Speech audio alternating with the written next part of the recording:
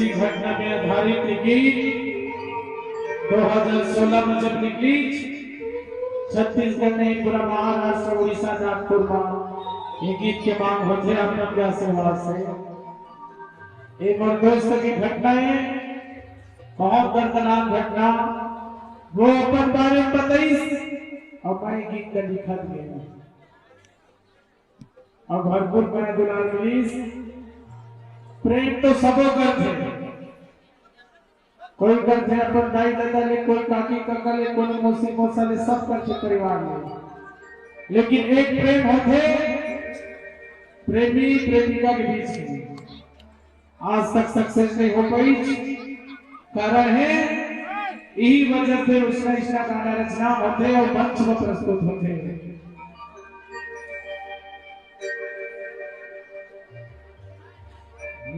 रानी वो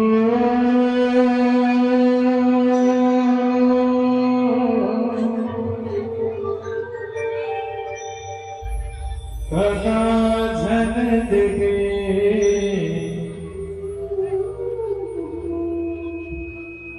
मर जाओ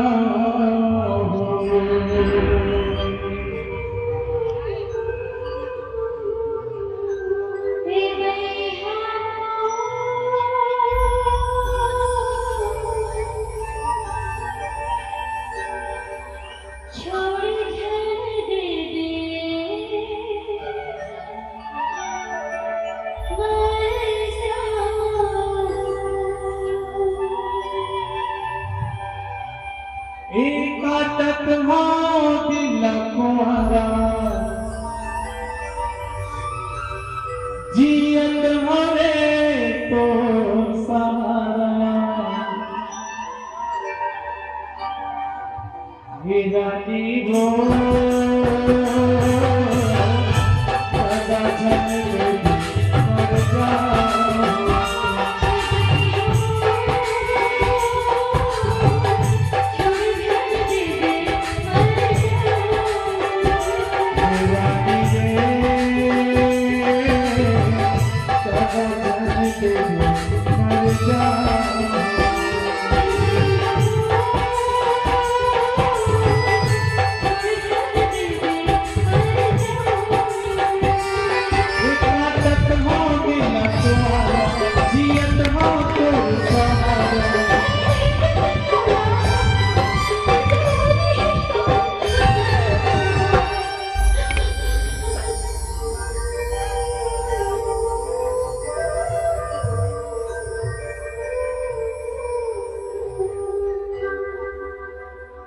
जो ही दे मर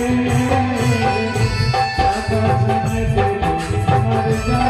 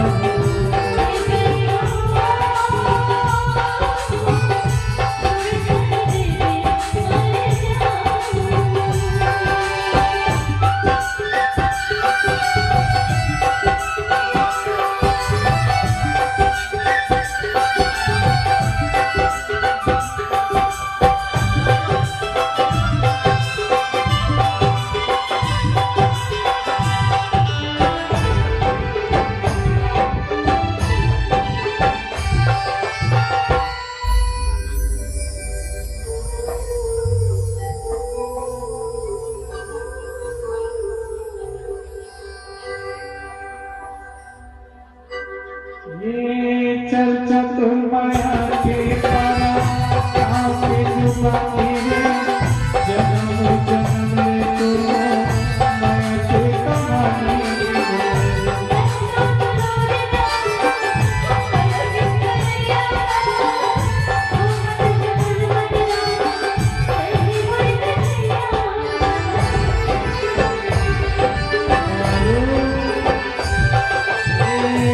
तुझको माया के कहानी